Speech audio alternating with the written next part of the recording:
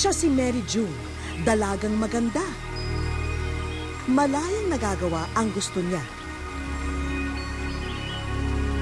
Pero tila may panganib na puputol sa kanyang mga pangarap.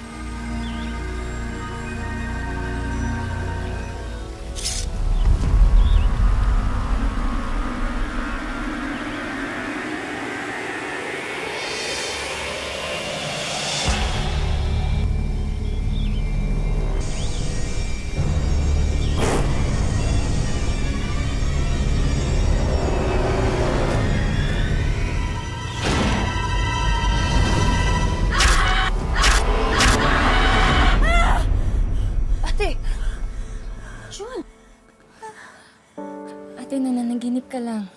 Isinilang si Mary June na may kapansanan sa buto o orthopedic disability.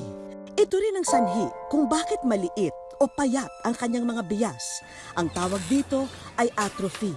Bunso, pasensya ka na. Hindi ka naman nakatulog ng maayos na namin sa akin. Ate, okay lang yun. Basta, promise mo sa akin magpapahinga ka. Babawi ka ng tulog. Ayoko muna matulog. Baka mamaya bumalik na naman ako sa bangungot ko. Ate, kaya nga panaginip kasi hindi totoo. Totoo siya. Dahil wala akong kamay at wala din akong paa. Iniisip mo lang yan. Basta, magpapahinga ka. Babawi ka sa tulog, okay po? Sige. Okay, sige.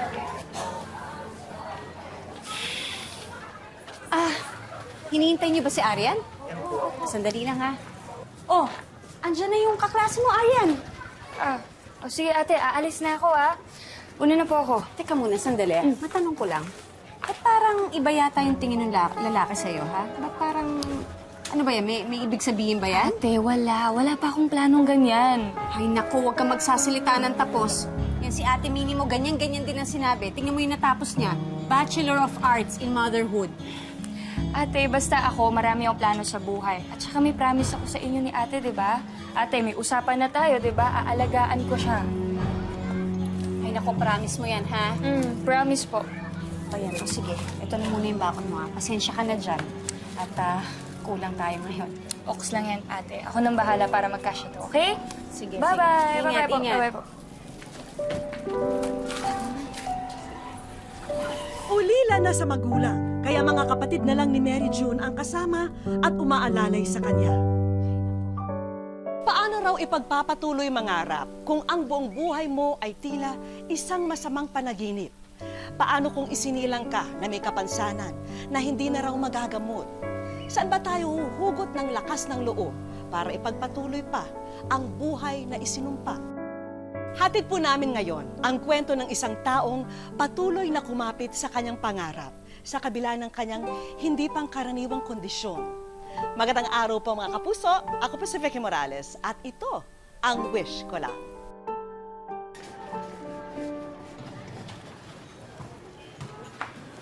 Arian, sigurado ka ba dito? Umuwi na lang tayo. Sige na, ate. Matagal ka na hindi nakakalabas ng bahay, Para pa minsan-minsan naman, paaraw ka. Excuse me, makikiraan lang kami. Excuse me. Ate, bakit yun yung itsura niya? Parang pakpak ng manok yung kamay niya, no? Bakpak ng manok! Bakpak ng manok! Hoy kayo, magsitigil nga kayo. Susumbong ko kayo sa nanay niyo. Umuwi na nga kayo. Ate! Ate! Ate June! Ate! Tulong! Tulungan niyo kami! Saklolo! Tulungan niyo kami!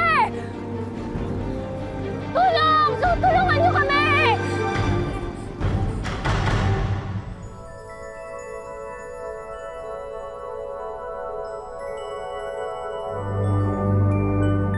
Sa mga panaginip lang ni Mary June, nagagawang kumiti. Pero gaya ng ibang panaginip niya, laging nauuwi ito sa bangungot. Kaya ipinagtataka niya kung ano ang katumbas nito sa totoong buhay.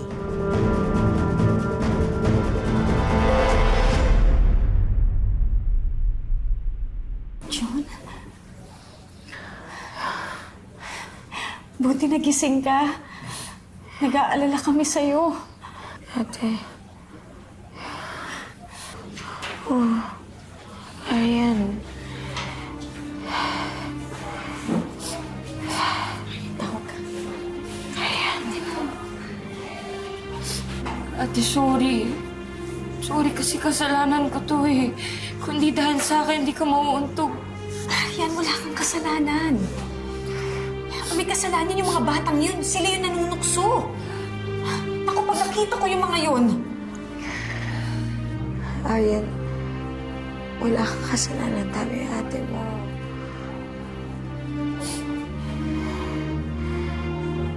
Okay na ako, ha? Huwag ka na malungkot dyan. Tama na yan.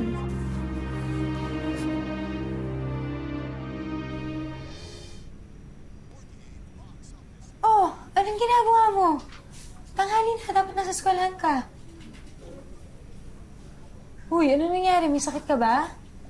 Oh, anong nangyari? Pinatigil ko na muna siya sa pag-aaral.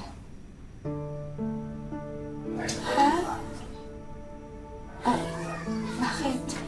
Hindi na kasi nakakapagpadala ng pera si ate at saka si kuya eh. Mukhang gipit din sila. Hayaan nyo. Kaya naman ako lalabas ngayon kasi maghahanap ko ng trabaho. O siya, sige. Iwanan ko na kayo, ha? Bantayan mo ang ate mo.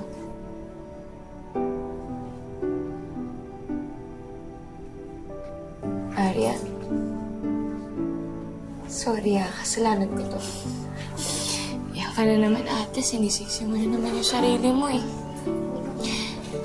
Nagkataon lang na wala napadala sila kuya.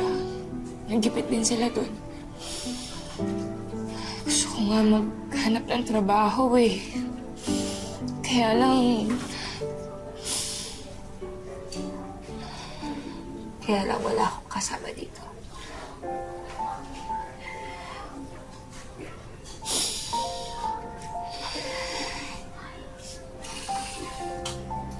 Ate, huwag ka naman ganyan.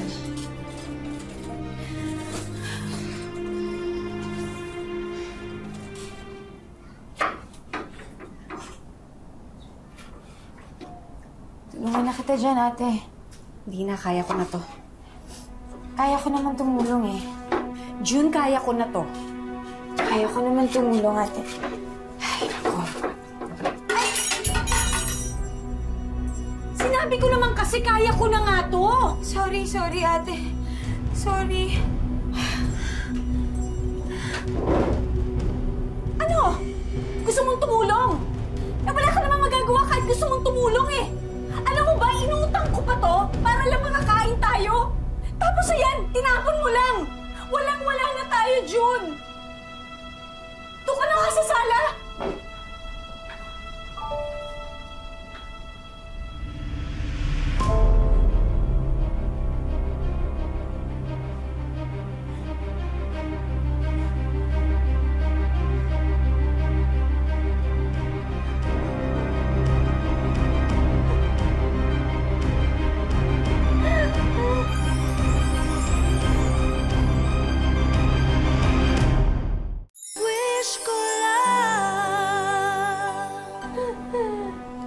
Ate? Ate June, Ate Maribel. Oh. Ano nangyari dito? Oh, Arian. Ba't ngayon ka lang? May magandang balita po ako sa inyo. Naku ate, di ba dapat magkikita lang talaga kami? Pero nakitawag ako sa kanila. Sino tinawagan mo? Si Kuya Jomar po. Si Jomar? O, kumusta na daw sila? Okay naman daw po sila at nakaluwag-luwag na rin daw po sila. Kaya bukas na bukas po makakapagdala po sila ng pera sa atin. Talaga? Naku, may pantawid na rin tayo kahit paano habang pumapasok ako sa trabaho. June? June, pasensya ka na. Hindi ko sinasadya. Nagpadala kasi ako sa galit ko eh. I'm sorry. Pasensya ka na din, ate. Sorry, ha. Sorry. Ganito yata talaga pag hirap eh. Dapat pala talaga hindi tayo mawalan ng pag-asa. Sa susunod, hindi na ako magpapadala sa emosyon ko. Pasensya ka na. Pasensya na rin, ate.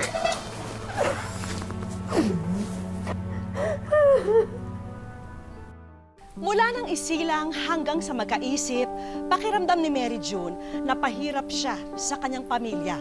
Kaya naman wala siyang ibang hangad, kundi mabago na sana ang sitwasyong ito.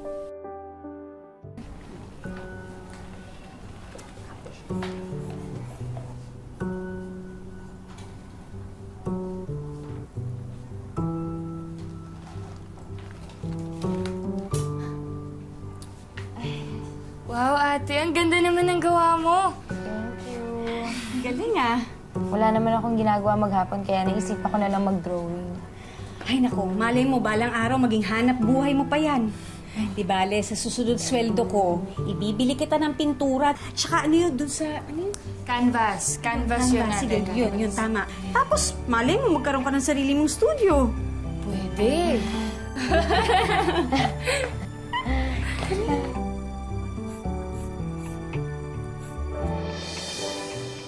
Natuklasan ni Mary June na may talento pala siyang maaring ipamahagi.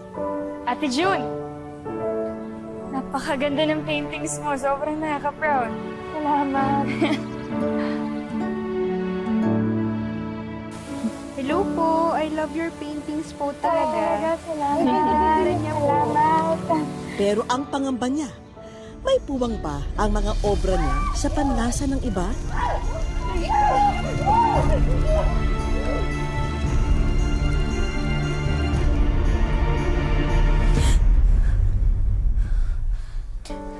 Okay, nananaginip ka na naman.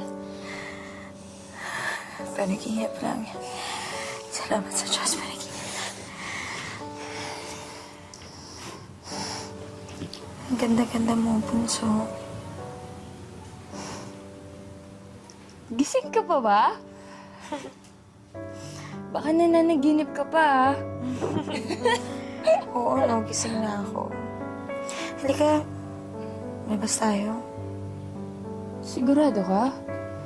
Kasi yung huli nating labas. Oo, sigurado ako, no? Halika, tara, labas tayo. Gusto ko, maghanap ako ng ipipinta ko. Sigurado ka, ah. Oo, halika na. Sige, sige. Okay ka lang ba, ate? Oo, okay lang ako. Hindi ka ba apektado sa kanila? Hindi, no? Kita mo naman ang swerte-swerte ko. May mga kapatid ako nag-aalaga sa akin at nagmamahal sa akin. Tingnan mo naman, no? Ang ganda-ganda na nagtutulak ng wheelchair ko.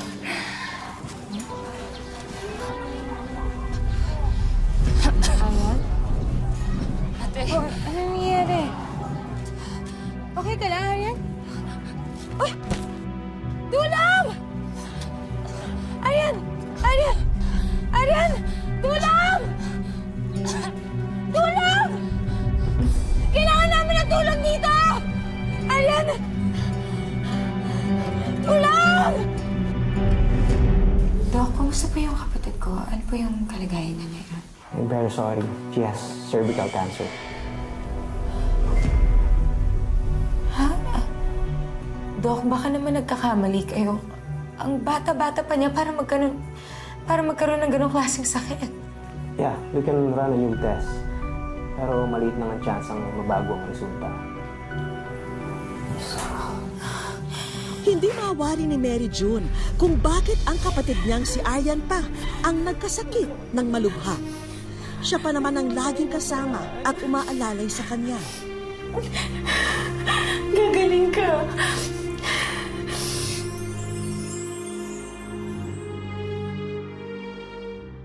Wish ko lang. Aryan? Kain ka muna, oh. hindi ako gutom, ate. Aryan, huwag ka ganyan. Kailangan mo kumain para magpalakas ka. Mamaya na lang po. Naalala mo ba nung na-depress ako? Yung kanin at asin lang yung kinakain natin. Tapos na-aksidente pa ako. Naalala mo ba yan? Muntik na ako magpakamatay nun. Naisip ko kasi na wala nang kinabukasan para sa isang taong katulad ko. Tapos pabigat pa ako sa inyong mga kapatid ko. Kaya, kumuha ako ng kutsilyo. Hawak-hawak ng dalawang kamay ko. Pero hindi ko rin natuloy. Alam mo kung bakit? Ate? Kasi pumasok ka. May dala kang magandang balita. Sa pagpasok mo ngayon, naisip ko, may mga tao pa pala nagmamahal sa akin. Hindi ako nagpakamatay dahil naisip ko naman na hindi lang sa akin yung buhay ko. Kung hindi sa inyong lahat na nagmamahal sa akin. Kaya dapat lumaban ka, ha?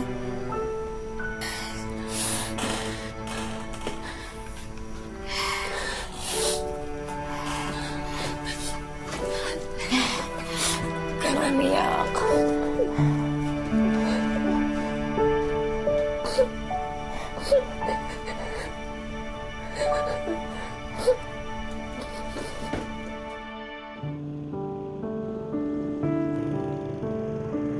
Isang dekada na rin ang lumipas mula nang malampasan ni na Mary June ang mga mabibigat na unos sa kanilang pamilya. Ngayon, patuloy na namumuhay si Mary June, kapiling ang kanyang mga kapatid, dito sa ipinundar na bahay ng mag-anak sa Santa Barbara, Iloilo. At sa edad na 33 taon, nagpapasalamat siya na kapiling pa niya sila. Kasi marami akong naririnig sa mga tao na ganyan, sa ganitong sitwasyon. Ganito daw, hindi daw aabot ng line of 3, line of 4, ganun. Kung ano man binigay ni God, accept ko naman. Ang kapatid niyang si Aryan, nalagpasan na rin daw ang sakit na cancer. Simula na po na nag-stop ako ng 6 cycles na chemotherapy and then monitoring po ng FFB ko. Yung bumababa po yung cancer cells ko, yung po nalalaman na okay na po yun, survive na po ako sa cancer ko. Kung may isang bagay na nagbibigay kulay sa mundo ni Mary June, ito ay ang pagpipinta. Mula sa kanyang imahinasyon, na ipapahayag ni Mary June ang laman ng kanyang puso at isipan sa kanyang mga obra. Iniisip ko yung mga naranasan ko. Kasi parang doon ko nafe-feel yung parang pag nakapag-paint ako. Parang magandang feeling after. Gusto niya maging makita ng ibang tao, yung guhit niya, mga drawings niya, mga paintings niya, yung po dream niya. Yung di po dream ko para sa kanya, na maka-exhibit po siya.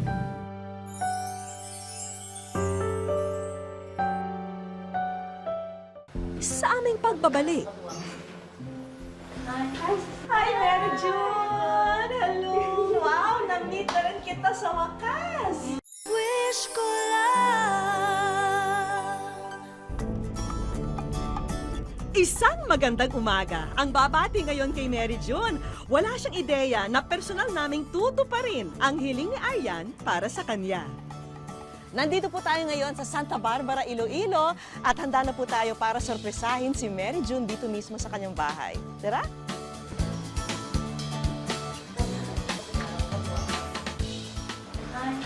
Hi, Mary June! Hello! Wow! Na-meet na rin kita sa wakas! Hawa ako sa'yo. O bakit ka naluluha? Din-expect na merong artista na kaharap ko. Diyos ko, artista, ginawa mo pa akong artista. Ngayon na na-meet na kita ng personal, yung feeling ko talaga, very positive person ka. No? Saan mo kinukuha yun? Kung isipin mo na useless yung life. Oo. Hindi lang ako mahirapan na yung mga kapatid ko din. Kumbaga, kailangan tulungan ko rin yung sarili ko. Meron ka bang mga dreams para kay Mary June? Makapaano po siya, makapag-exhibit po siya ng mga paintings niya. Bakit yun ang gusto mo para sa kanya? Para po makita ng lahat ng mga tao, mga ginagawa niya sa kanyang kahit ganun siya, makita niya ng mga ibang tao na marunong siyang mag-painting sa drawing. Habang tinitignan ko ang mga gawa ni Mary June, lalo akong humanga sa talento niya. Pero isa sa mga gawa niya ang nakatawag pansin sa akin. Ito ano? Ano yan? Naalala ko yung mother ko. Ito. Feeling ko ako yan eh. Gusto mo? So, nag-aakin to? Oo, sa'yo na lang yan. Ay, ganda naman. Ito? Oo, sa'yo na lang. Promise. Sigurado ka? Uy, thank At least makapag meron kang remembrance. Thank you. Thank you. Mwah. Kami rin naman ay may dalang mga regalo para kay Mary June. Wow! Uy, yan ang gusto kong bilhin sana. Yeah. Wow, thank you so much. Pati mga bagong sketchpad na pupunuin mo pa ng iyong mga likha ay sagot na namin. At ito, para sa iyong masterpiece na gagawin. Alam mo ba kung bakit kailangan mo ng masterpiece? Kasi meron tayong exhibit. Magkakaroon tayo ng exhibit. Really? Saan po? Oo, dito. At may pagkilala rin mula sa samahan ng mga artist na hinahangaan ng ating bida. Guhit Pinas presents the Certificate of Recognition to Mary June Solitana for showing exceptional courage in facing hardships and conquering life through art despite her disability. She's a living proof of the power of art to make a difference in a person's life. Signed, Rodman Papros. Ay, si Sir Rodman. Guhit Pinas. Meron pa akong ibibigay. Kilala mo ba kung ano to? Ano po yan? Ticket yan para sa Guhit Pinas Annual National Convention. Siyempre, sagot na namin ang airfare mo at lodging mo pagdating mo doon. Excited na ako. At ito pa, para sa iyo yan. Galing sa Guhit Pinas. Oh, my dreams. I love this. Yan, meron akong Guhit Pinas. Oo, lahat yan para sa iyo. Sa tulong ng mga kaibigan at kamag-anak ni Mary June, naihanda na ang kauna-unahang solo exhibit ng dalaga. Si Mary June naging emosyonal sa mainit na pagsalubong sa kanya rito. Happy lang po ako. Super. Unexpected. Maraming salamat talaga. Sa GMA 7. At sa wish ko na, pinupal yung wish ko. MJ, maraming salamat sa pinakita mong galing sa pagpinta. Naging inspirasyon ka sa lahat dito sa ating bayan, lalong-lalo na sa mga kababaihan.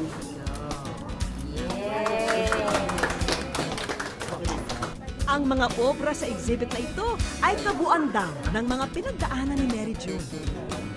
Yung mga inspiration ko at lahat ng mga emotion ko, andyan lahat. Hindi ko man masabi sa family ko, binubuhos ko sa kwenta. Batid ng mga kaibigang artist ang halaga ng exhibit na to para kay Mary June. Naalala mo, dati pinag-uusapan lang natin na sana balang araw magkaroon ka ng sarili mong exhibit. Kaya nga. Tapos ngayon nandito na tayo. Nandito ka na. Yeah, really happy for you. Tama ka. Thank you. Bukod sa exhibit, may libreng workshop din na handog ang ating mga kaibigan. Magkakaroon ka ng scholarship grant from the local government din itong Santa Barbara kasi naniniwala kami sa iyong kakayahan. So MJ, ang Centennial Museum is open for all your artworks. And thank you for sharing your talent to the community.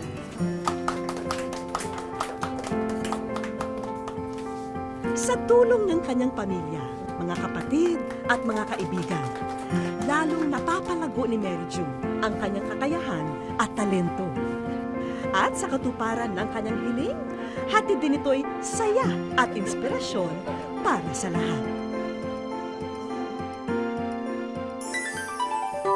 Sa kabila ng kanyang kapansanan, inspirasyon ang hatid ni Mary June para sa mga nagmamahal sa kanya. Dahil siya ang patunay na habang may buhay, habang may kakayahan tayong mangarap, hindi dapat tayo sumuko. Hanggang sa muli mga kapuso, ako po si Vicky Morales at ito ang Wish Ko Lang. kang susuko.